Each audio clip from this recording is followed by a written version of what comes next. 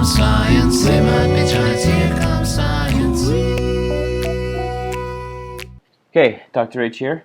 This lesson is on Mendelian genetics, and this guy right here is Gregor Mendel, who worked out a lot of the rules of inheritance and how the patterns of inheritance, how traits are passed on from generation to generation.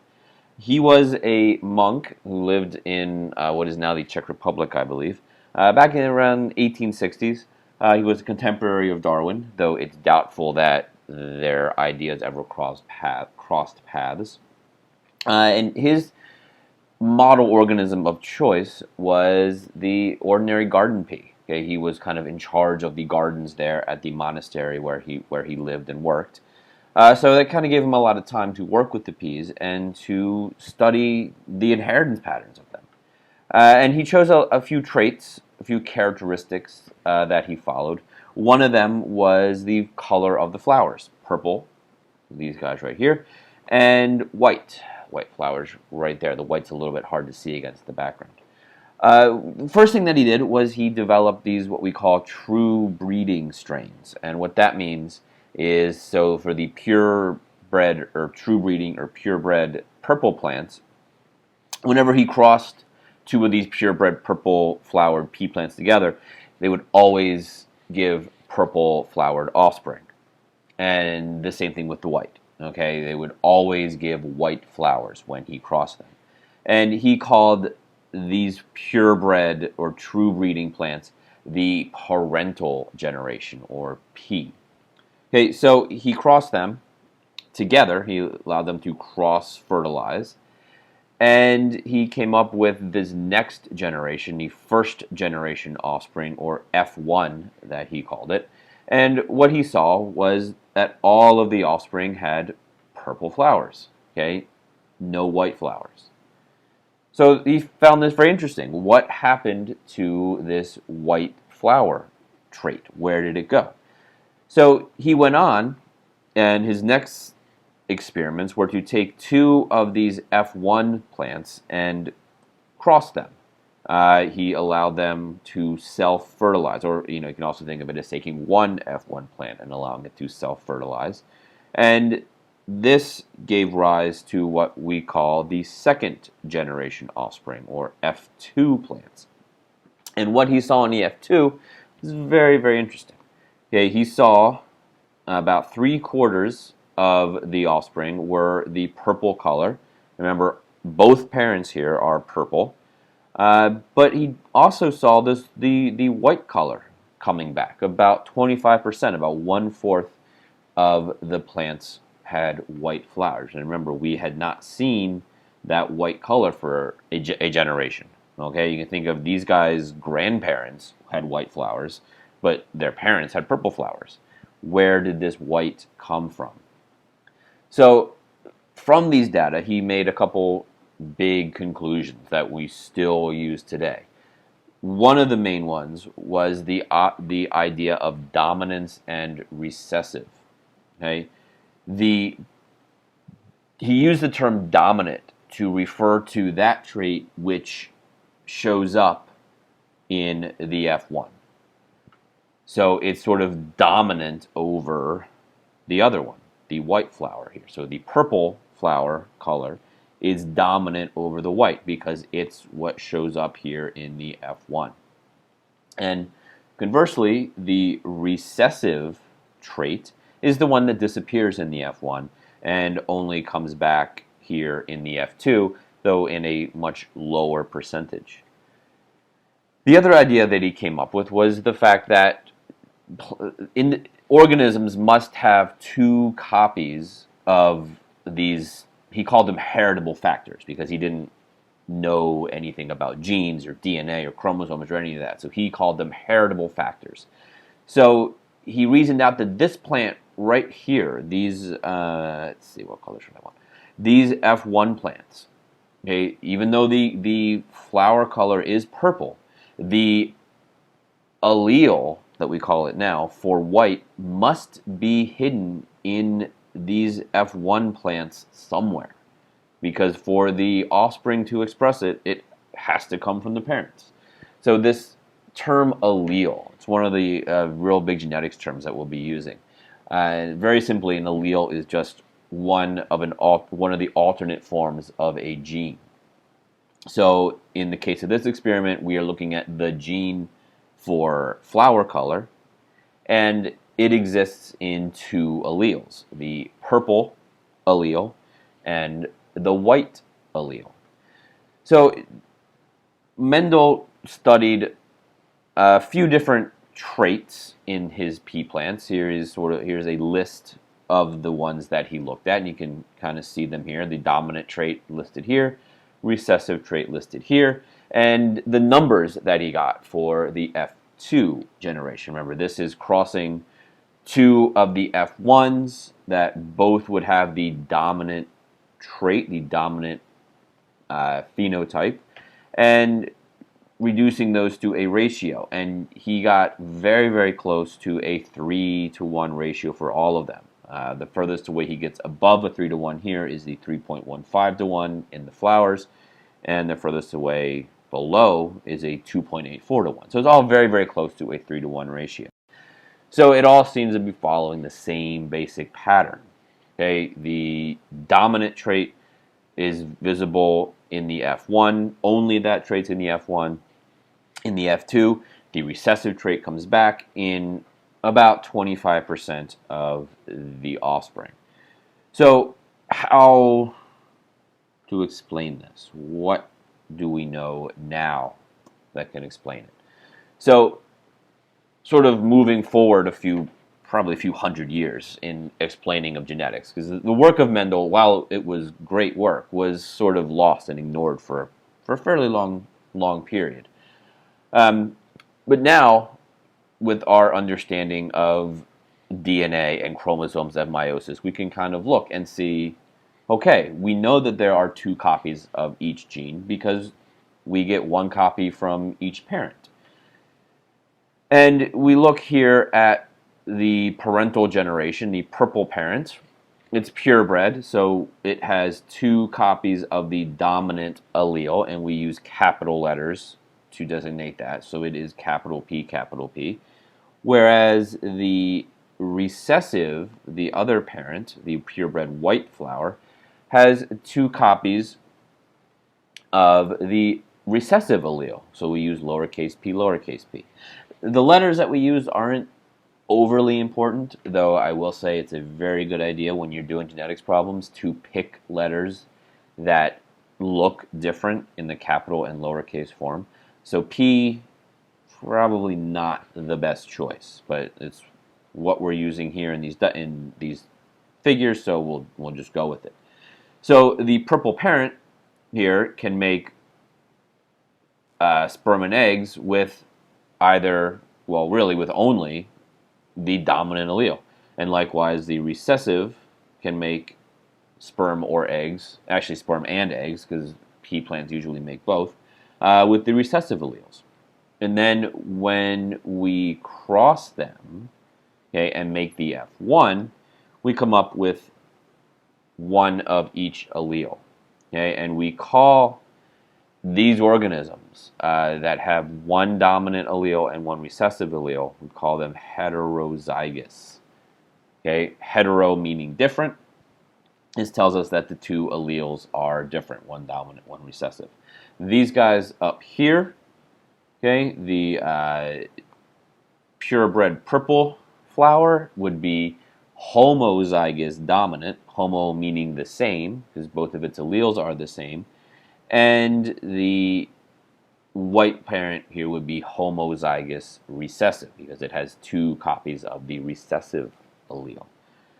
Okay, so these terms genotype and phenotype, okay, very important to remember what these terms mean. Okay, and it's really quite easy to remember. Get rid of all that. Okay, the phenotype. Okay, think pH in phenotype stands for the physical appearance, what the organism looks like. Okay, so here, for example, blonde hair, blue eyes. That is the phenotype of these amazing little boys. Whereas the genotype, okay, genotype stands for it refers to the genetic makeup. So the eyes, the blue eyes, we usually treat them simply as a recessive allele. So he has two copies, actually they both have two copies of the recessive eye color gene. And blonde hair, we usually also treat as recessive to brown hair. So we can say that he has two copies of a recessive allele for hair color. Okay, though it's actually a little bit more complex than that, but we'll just keep it simple for right now. Okay, so be sure that you keep these two terms straight. Okay, phenotype is the physical appearance, genotype is the genetic makeup. Okay, physical appearance, the phenotype usually have two choices, dominant or recessive.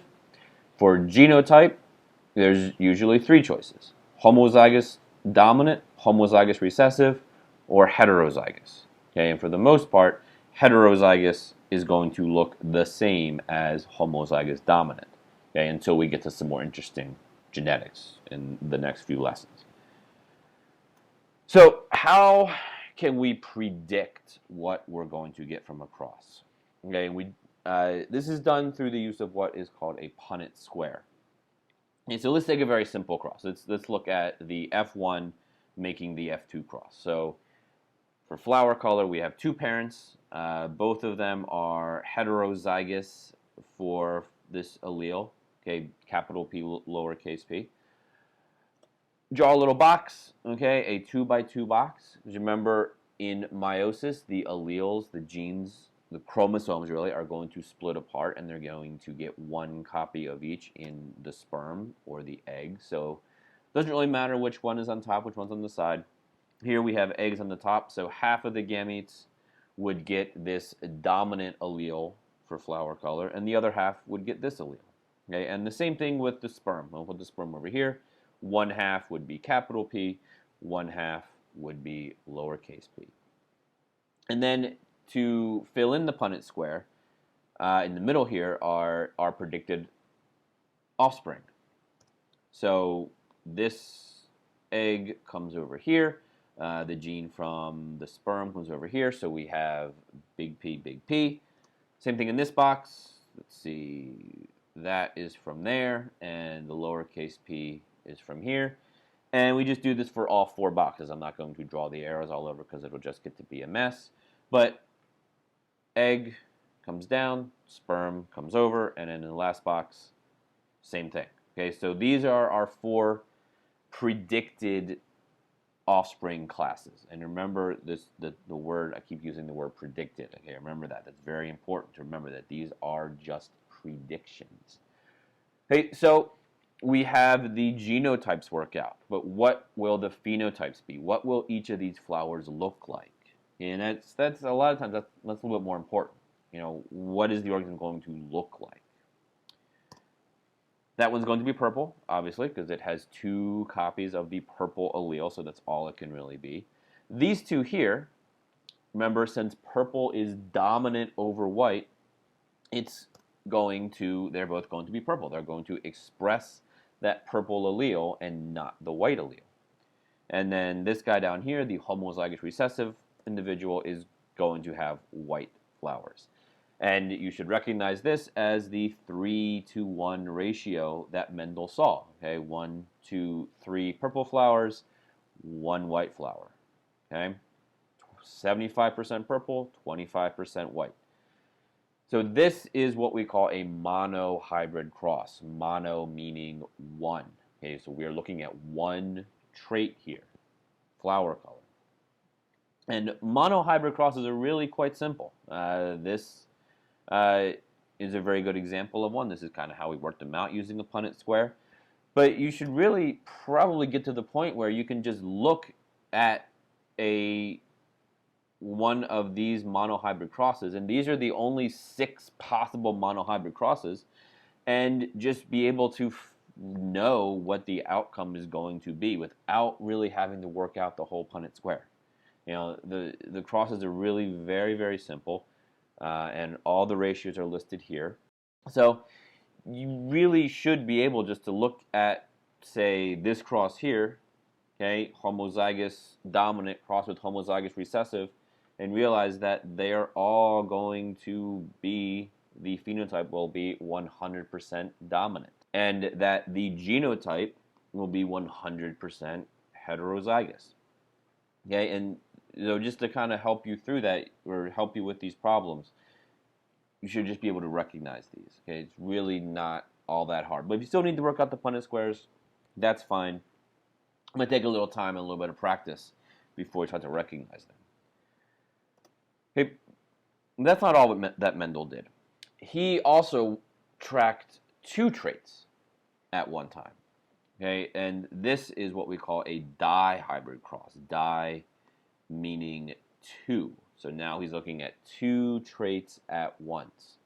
So in this case, still working with the pea plants here, but now instead of looking at the flowers, we're looking at the peas themselves.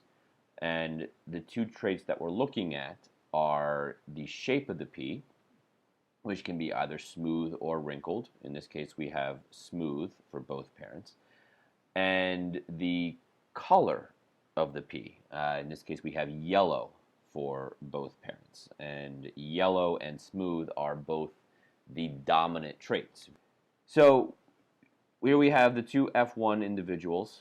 So they are heterozygous for both traits. And the first thing we need to do is figure out what will the gametes look like. Remember, gametes get one copy of each gene. So how many different gamete combinations are there for these individuals? So the way that we do that, we kind of use this method called FOIL, which you may recognize from math class. Okay, here are the 4 possible gamete combinations in the eggs. And the way we got this, so capital S, capital Y, that comes from the first term in each from each gene. Capital S, lowercase y are the outers. Lowercase s, capital Y, those are the inners. And lowercase s, lowercase y are the last. Okay, so these are the 4 possible gamete combinations that we would have in the eggs. And we do the same thing over here for the other parent. These are making the sperm. Okay, and we see the same 4 possibilities. And filling in the Punnett square here, just by pulling everything down, we get this. Okay, and it's a fairly large Punnett square, 16 possible choices. And we see all the different phenotypic combinations here.